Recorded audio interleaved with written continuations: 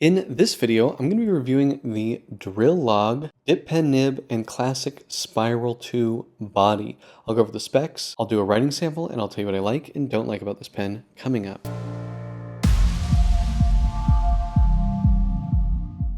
Here I have a Drillog pen and nib. This is the 0.5, and then I have a 0.8 millimeter nib here.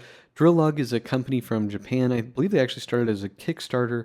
I'm doing these very neat looking dip pens. And this is just some information, website. The name Drillog, as they say here, is a combination of the word drill, because their nibs look like drills, and dialogue for dialogue. So, okay, that's that. Now this is their titanium gradient nib, and it looks very, very cool. They have a warning on there that says, not to get oil on it, so I'm going to keep it in the wrapper until it's time for me to use it. I guess that affects the hydrophilic or whatever it's called properties of the nib. Now, one interesting thing I did notice compared to a Kakimori dip pen nib, I have this brass one here which has kind of started to patina on me. The grooves on the Kakimori nib are quite a bit more deep, but certainly this is a lot more wild looking nib. They also say that you got to be careful not to push too hard with this, and that you don't want to drop these. If you break these, they're not repairable, so you just have to kind of chuck it out.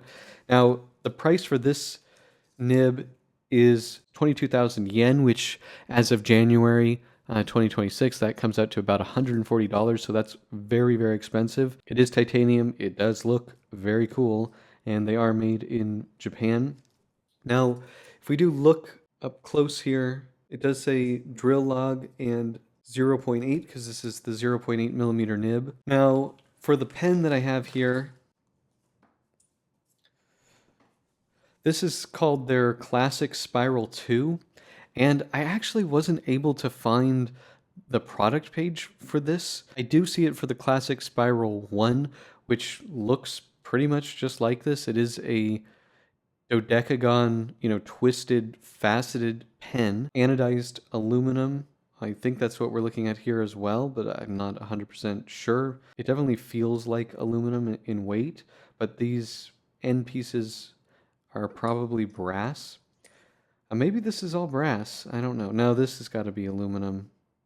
I just think maybe the trim pieces are brass. Anyway, I don't have the product page, so I'm sorry about that, but the Classic Spiral, the first one was 16,280 yen, which is $104.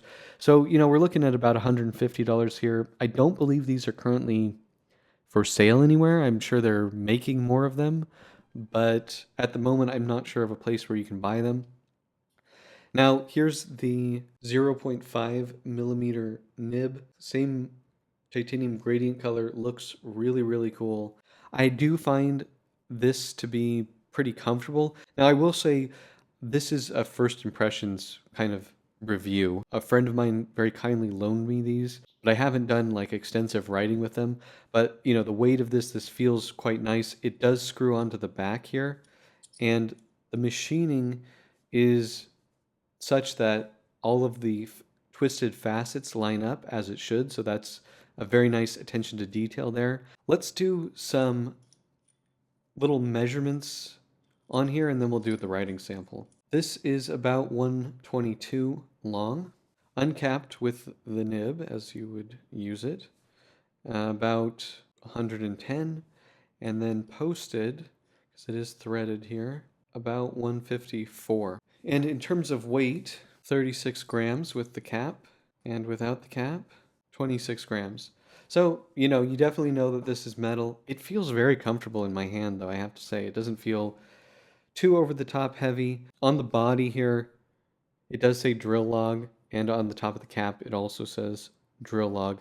Interestingly, about this, it goes into a hexagon, but there's actually two facets. If you look, 1, 2, make up those ends there. Pretty interesting. I like it. It's cool. Yeah, it's cool. No question about that. So let's do some writing here, and I will compare both of the nibs. I will also compare it to my Kakimori brass dip pen nib, which is an excellent nib for, I would say, a more affordable price, but it doesn't, it definitely has a different aesthetic to it. Let's put it that way. Okay, so going to be using a Papermine Tomoe River hardcover notebook. These notebooks are excellent with fountain pens and dip pens.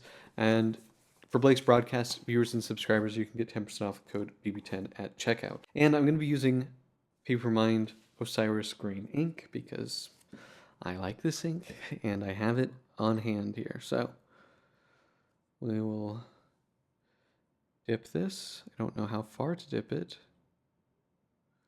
Ooh, neat. It's definitely cool looking. Okay. So this is the drill. I keep putting too many L's here. Drillog, that's one too many L's. And this is the 0.5 millimeter Osiris Green ink. Okay, so right off the bat, I'm noticing a problem for me. The nib is very long, so it's not the most comfortable for me. I would like to be gripping it further down. That is unfortunate. They're also from like the edge, you're not getting too much in the way of line variation. It has a very precise feel. I don't think, do I want to call this scratchy? It's not really scratchy. Well, I don't know. It's not smooth, but it's not like offensively scratchy. It feels very, very precise, is how I would describe it. And why are we not writing anymore? Okay, there we go. What the F? So similar, I think, maybe to the Kakimori nib. You do have to turn it because, you know, one of the, I don't know what you call it, you're running out of ink in the sides there. Okay, and we are out of ink. That wasn't very much writing. Okay, let's just do a quick comparison with the Kakimori nib because I know this nib. So this is the Kakimori brass nib. And this is smoother. The steel Kakimori nib has a little bit more tooth to it. Now what's nice about this is you can change the angle and you get a different line width, which is more fun, I would say. But in terms of like longevity, I do think you get more writing out of this. Now this is definitely wider than the Drillog.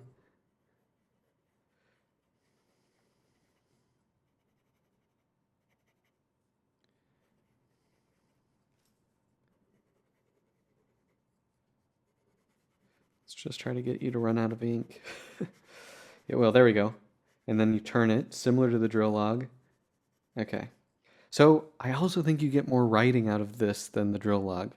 So that's interesting, I would say. Now I'm going to clean it, and then we'll try the other nib and see how that does. These are supposed to be pretty easy to clean, and I will properly rinse this after I'm done here.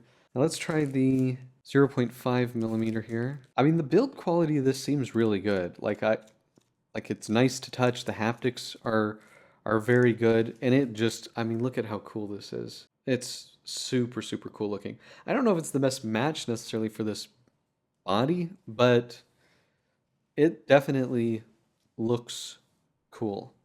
Okay, so here's the 0.8. Try to get it all the way saturated there. Okay, now this is feeling better. This is smooth. How does it... Okay, now let me try going back to the Kakimori brass here. Oops, I need to just dip that real quick.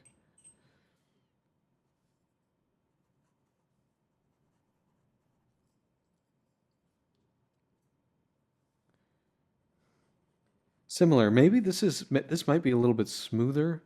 Definitely similar, and the width is more similar. I do think this is maybe a touch finer than that, but this is feeling smoother. For me, I would definitely pick this 0.8. It's still quite fine, and it's better.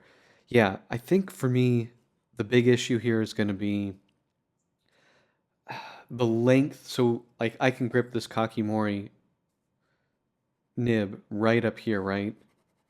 So, for me, from a comfort perspective, this is better.